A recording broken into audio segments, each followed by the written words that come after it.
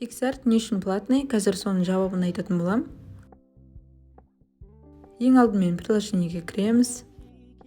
Ортасында тұрған плюсты басып, ішіне өзімізге керекті фотоны таңдап аламыз.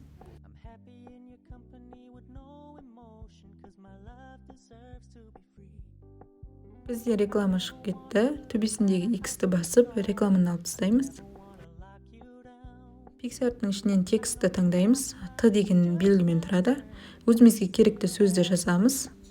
Сөзімізді жазып болған соң, жасыл белгідегі төбеге қарап тұрған стрелканы басып, ішінен шрифт таңдаймыз. Міне осы шрифттан ішінен коронаның белгісі бар шрифтті таңдасаңыз, онда сізде сурет сақталмайды. Міндетті түрде осылай реклама шығып кетеді. Ал енді осы шрифттардың ішінен коронасы жоқ шрифтті таңдасақ, мысалы мен инфоны таңдадым. Сол кезде бізде сурет сақталады.